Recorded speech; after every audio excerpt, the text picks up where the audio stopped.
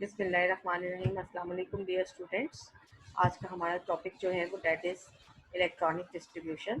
Electronic distribution as we have already read about the quantum numbers and the distribution of electrons in different subshells.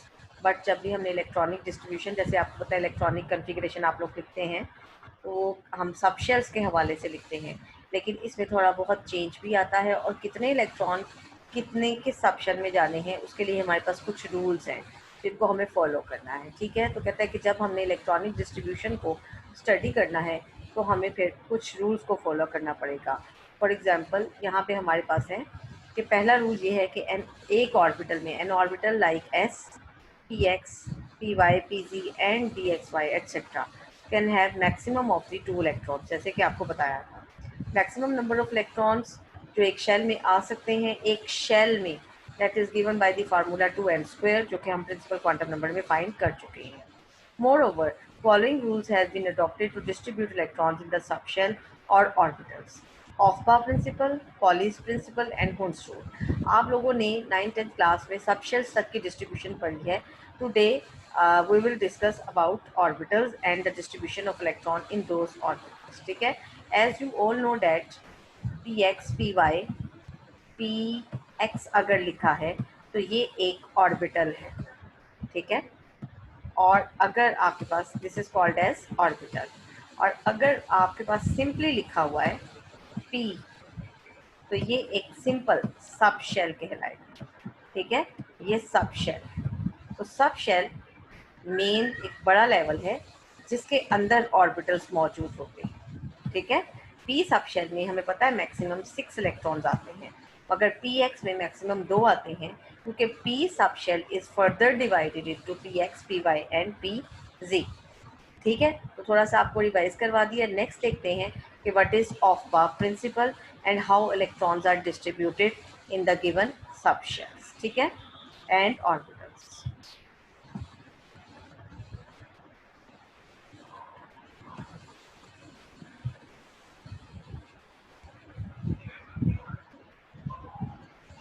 कहता है ये rules हमने Aufbau Pauli's and Hund's rule को use करना है, but we should know the subshells should be arrange according to n+l rule.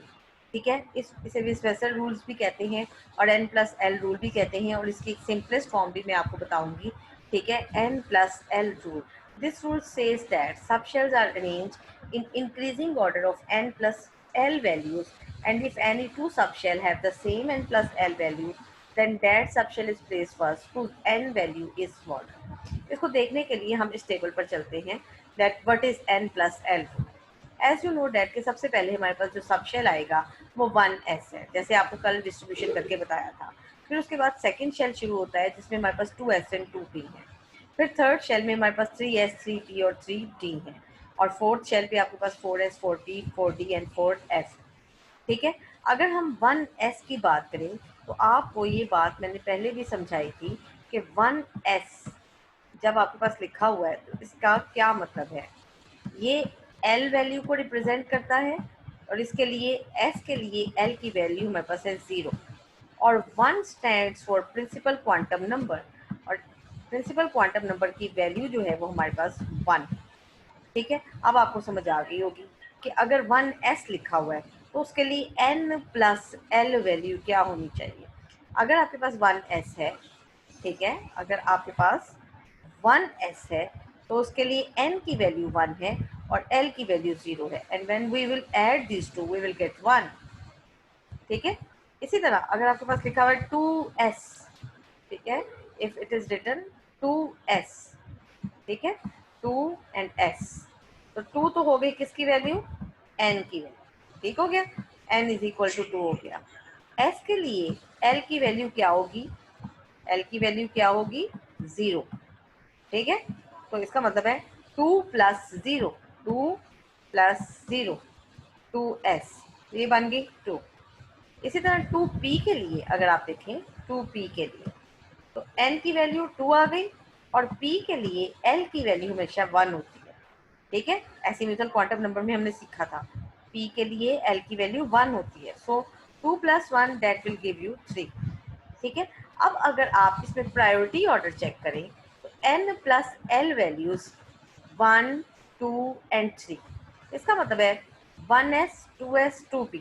यानी आप जब इलेक्ट्रॉनिक कॉन्फ़िगरेशन लिखेंगे तो आप 1s पहले लिखेंगी, फिर 2s लिखेंगी, फिर 2p लिखेंगे। ठीक है। Now comes to the third shell. Third shell 3s, 3p, 3d। इनके लिए n की वैल्यू तो 3 ही आ गई, s के लिए 0, p के लिए l की वैल्यू 1 एंड d के लिए l की value 2 I. When we will add 3 plus 0, that will be equal to 3. 3 plus 1 is equal to 4 and 3 plus 2 is equal to 5. अब आप ये देखो कि यहाँ पर 3 वैल्यू वाला एक और सबशेल आ गया जो कि 3s है। ठीक है। और एक आपके पास है 2p। 2p और 3s दोनों के लिए सेम वैल्यू आ रही है 3। तो कहता है जब हम इलेक्ट्रॉनिक कॉन्फ़िगरेशन लिखेंगे तो दो वैल्यूज 3 आ रही हैं, लेकिन चूंकि 2p के लिए 2 की वैल्यू कम है और 3s में 3 की वैल्यू ज़्यादा है, लिहाजा 2p पहले लिखा जाएगा और 3s बाद में लिखा जाएगा। यानी जब आप कोई भी इलेक्ट्रॉनिक कॉन्फ़िगरेशन लिखोगे किसी भी एलिमेंट की, तो फिर आप क्या लिखोगे? आप पहले 1s लिखोगे, फिर 2s लिखोगे, 2p and then you will go for the 3s। This is called as n plus l rule. यानी n प्लस एल की बढ़ती हुई वैल्यूज के साथ आप कोई भी इलेक्ट्रॉनिक कॉन्फ़िगरेशन किसी भी एटम की लिखोगे। अभी तक हम जहाँ तक गए हैं that is till we reach at 3p। इस 3p तक रिलेटेड 2p तक रिलेटेड हम कुछ एटम्स की इलेक्ट्रॉनिक कॉन्फ़िगरेशन यहाँ पर टेबल से देखते हैं। For example we are having over here this is the electronic configuration. Let's suppose it is silicon. Silicon का एटॉमिक नंबर है 14। ठीक है। 14 में हमारे पास, या आप सिलिकॉन से पहले नाइट्रोजन देखें। नाइट्रोजन की इलेक्ट्रॉनिक एटॉमिक नंबर है 7। It means it has 7 electron. अब वो कैसे डिस्ट्रीब्यूट होंगे? According to n plus l rule पहले 1s आएगा, फिर 2s आएगा, then 2p, 2py and 2pc आएगा। क्योंकि 2p में हमारे पास टोटल मिलाकर 3 इलेक्ट्रॉन्स। ठीक है। तो 2px, 2py एंड 2pz, इस तरह 3 इलेक्ट्रॉन px, py और pz में डिस्ट्रीब्यूट हो जाए। यानी अगर हम नाइट्रोजन की इलेक्ट्रॉनिक कॉन्फ़िगरेशन लिखें तो it will B 1s2, 2s2 and 2p3। Further ये है कि ये एक और रूल है जिसके मुताबिक हम इलेक्ट्रॉन्स को ऑर्बिटल्स में डिस्ट्रीब्यूट करें। ठीक है। आगे देखें, आपके पास है जैसे अब ये सोडियम है। सोडियम में हमारे पास जो इलेक्ट्रॉनिक कॉन्फ़िगरेशन बनती है उसमें 1s2, 2s2, 2p6 आता है। वैसे 11 इलेक्ट्रॉन है। अगर हम उन 11 इलेक्ट्रॉन्स को लिखें तो हमारे पास इलेक्ट्रॉनिक कॉन्फ़िगरेशन में इन केस ऑफ सोडियम आएगा 1s2, ठीक है, 2s2 and then we will get 2p6। अब ये जो 1s2, 2s2, 2p6 है, this is also the electronic configuration of neon. Look at this, 1s2, 2s2 and 2p6। तो कहता है इसको हम एक नियॉन के इलेक्ट्रॉनिक कॉन्फ़िगरेशन में भी बंद कर सकते। ठीक है। अब लेकिन सोडियम के इलेक्ट्रॉन पूरे नहीं हुए, ये तो 10 इलेक्ट्रॉन हुए हैं। एक जो एक्स्ट्रा इलेक्ट्रॉन बचा वो 3s में जाएगा। तो लिहाजा हम क्या करते हैं, इस तमाम 1s2, 2s2, 2p6 को नियॉन के बॉक्स में बंद करके बाकी 3s1 को साइड पर लिखते हैं। ठीक है। Okay. Then 2s2, 2p6, 3s आ गया, फिर 3p आ गया। ओके। नेक्स्ट देखते हैं कि आपके पास जो है यहाँ से इलेक्ट्रॉनिक कॉन्फ़िगरेशन में मज़ीद क्या फर्दर हमने स्टडी करना है।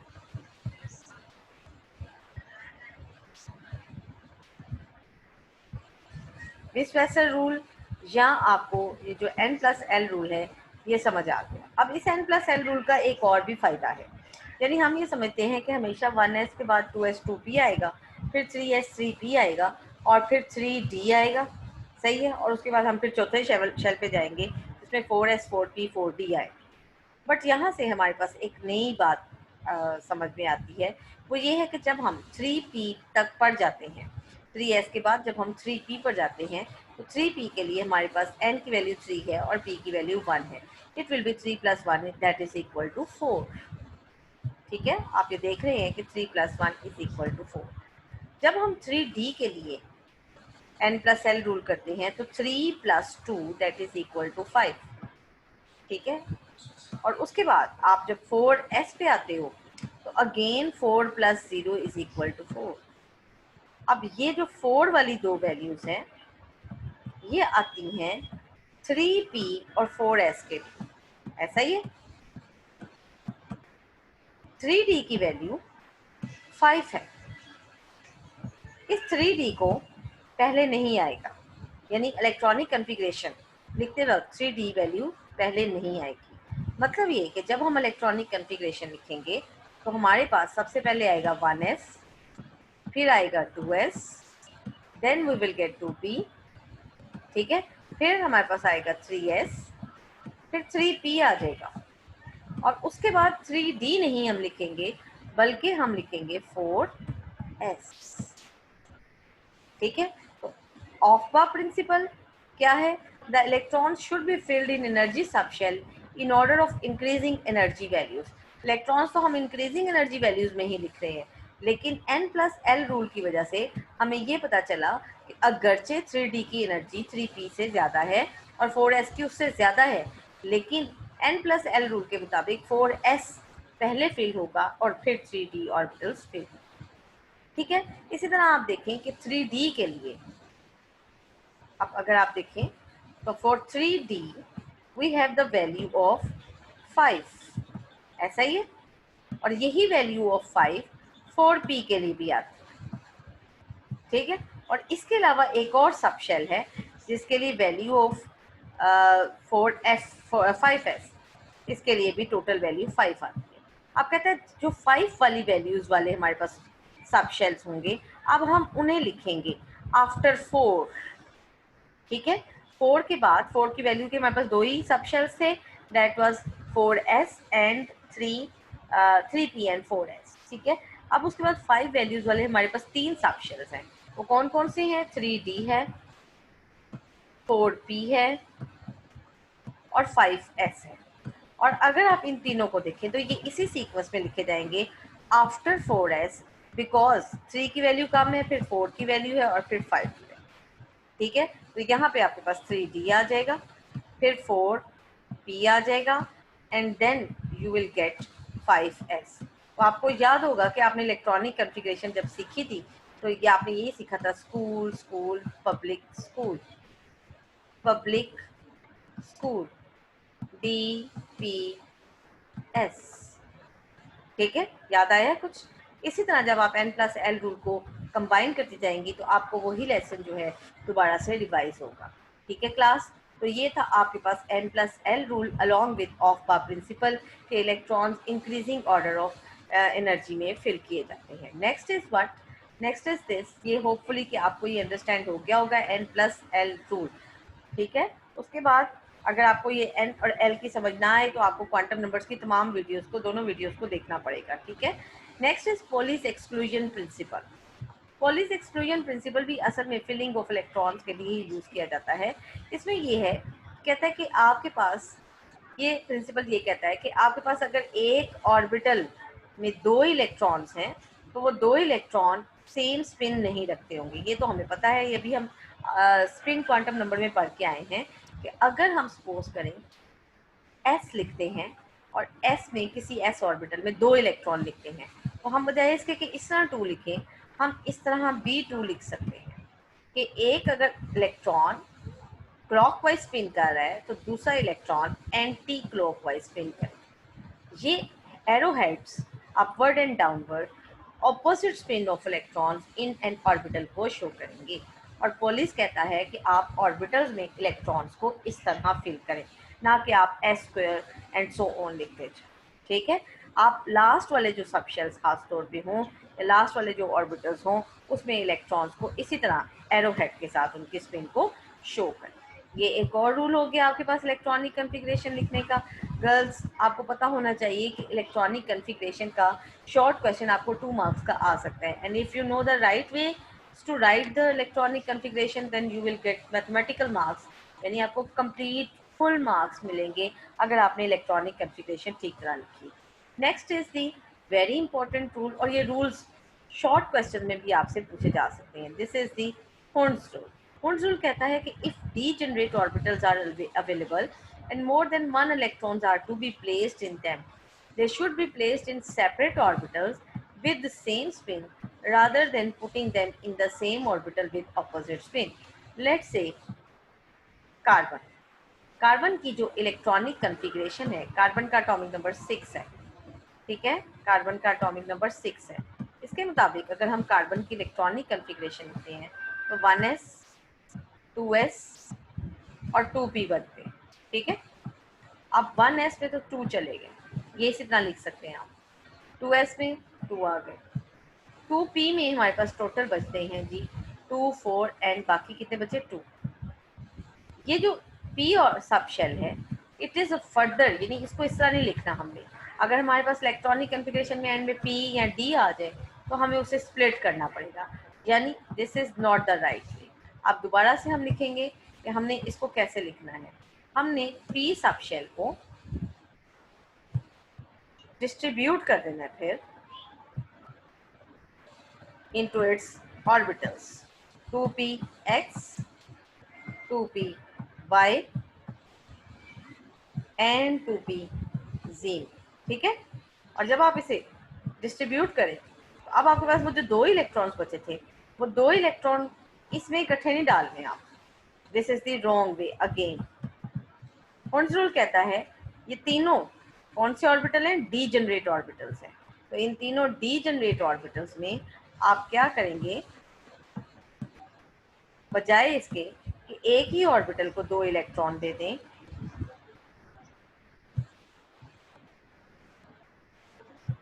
you will put the 2 electrons with the same spin in 2 orbitals, okay। इस तरह हम डिस्ट्रीब्यूट करेंगे इलेक्ट्रॉन्स को in their orbitals, this is called as हॉर्न्स रूल। इसी तरह आपको अभी मैंने नाइट्रोजन की इलेक्ट्रॉनिक कन्फिग्रेशन दिखाई थी, होप आप लोगों को समझ आ गई होगी, ठीक है। इसी तरह आप लोगों को नाइट्रोजन की इलेक्ट्रॉनिक कन्फिग्रेशन अभी मैंने दिखाई थी, उस इलेक्ट्रॉनिक कन्फिग्रेशन में भी आप देख सकते हैं कि हमारे पास जो है किस तरह इलेक्ट्रॉन जो है वो डिस्ट्रीब्यूट होंगे।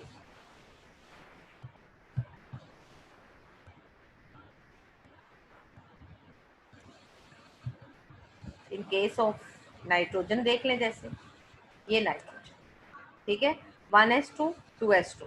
अब बाकी 3 इलेक्ट्रॉन्स बचे तो वो 2p3 लिखने की बजाय हम p सब शेल को डिस्ट्रीब्यूट करेंगे px 2py और 2pz में। फिर 3 इलेक्ट्रॉन्स हैं तो बजाय इसके कि 2 इसमें चले जाएं और 1 इलेक्ट्रॉन इसमें जाए, वी विल डिस्ट्रीब्यूट फर्स्ट, क्या करेंगे, पहले तीनों को एक एक इलेक्ट्रॉन देंगे, तीनों ऑर्बिटल्स को। अगर कोई इलेक्ट्रॉन बच जाए तो उसे रिपीट कर देंगे, यानी डबल कर देंगे। For example in case of oxygen, अब आपको शायद इजीली इस बात की समझ आ रही हो कि इन केस ऑफ ऑक्सीजन देखो 1s2 2s2 8 इलेक्ट्रॉन्स है, 4 पूरे हो गए, उसके बाद बच्चे आपके पास 4 इलेक्ट्रॉन्स, तो 2px 2py और 2pc।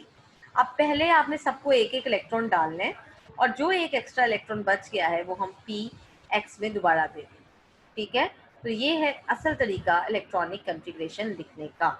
जब आपके पास लास्ट सब शेल p या d आए तो आपने उसको डिस्ट्रीब्यूट कर देना है। एक और तरीका ये हो सकता है कि आप किसी भी नोबल गैस के जो इलेक्ट्रॉनिक कन्फिग्रेशन है उसमें भी बंद करके ब्रैकेट्स लगा सकते हैं, लाइक जिस तरह यहाँ पर पोटेशियम की इलेक्ट्रॉनिक कन्फिग्रेशन में आर्गोन लिखा गया है, क्योंकि अंदर जितने भी इलेक्ट्रॉन्स हैं वो आर्गोन के इलेक्ट्रॉनिक कन्फिग्रेशन है और 4s1 is the extra electron, ठीक है।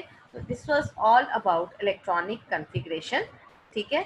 आपने चैप्टर नंबर 5 जो है उसकी इलेक्ट्रॉनिक कन्फिग्रेशन तक सारा चैप्टर जो है इसको कवर कर लिया है। इसकी एक्सरसाइज में भी इलेक्ट्रॉनिक कन्फिग्रेशन से रिलेटेड हमारे पास कुछ क्वेश्चंस होंगे, आपने वो भी अच्छी तरह सॉल्व कर लेने हैं। यहाँ पर हमारे पास that is this is what मैंने आपसे कहा था कि जैसे आपको क्वेश्चन आता है draw the shapes of s p and d orbitals, ठीक है, just by these by keeping in view the azimuthal and magnetic quantum number, ये भी समझ आ गई। Distribute electrons in orbitals of, अब ये आपकी एक्सरसाइज का होमवर्क है कि lanthanum, copper, aurum, chromium, iodine and radon, इनकी आप इलेक्ट्रॉनिक कन्फिग्रेशन लिखो, ठीक है। Similarly we are having here what is n plus l rule, arrange the orbits according to this rule. Do you think that this rule is applicable to degenerate orbitals? No, this is not applicable to degenerate orbitals. Degenerate orbitals वो होते हैं जिनकी energy same होती है, जबकि n plus l rule में हम जो ऑर्बिटल्स सब शेल्स लिखते हैं वो सेम एनर्जी के नहीं होते। फिर ऊपर क्वेश्चन नंबर 15 का पार्ट ए है, discuss rules for distribution of electron energy सब शेल्स एंड इन ऑर्बिटल्स। तो ये भी आपको अभी यही n+l रूल के अकॉर्डिंग समझा दिया, ठीक है। क्वेश्चन नंबर 17 भी हमने क्लास में किया हुआ है, 18 भी हमने क्लास में किया हुआ है। So we are all done with the chapter number 5। इसके अलावा आप इसके MCQs अच्छी तरह देख लें, ठीक है। क्वेश्चन नंबर चैप्टर नंबर 3 के साथ चैप्टर नंबर 5 का लॉन्ग क्वेश्चन का कम्बिनेशन होगा, तो ये आपने अच्छी तरह इसको देख लेना है, अच्छी तरह पढ़ें, इसकी एक्सरसाइज को सॉल्व करें, ठीक है। और होप के आपके लिए आपको ये चैप्टर आसान लगे और आप इसे अच्छी तरह याद कर सकें। Good luck, thank you.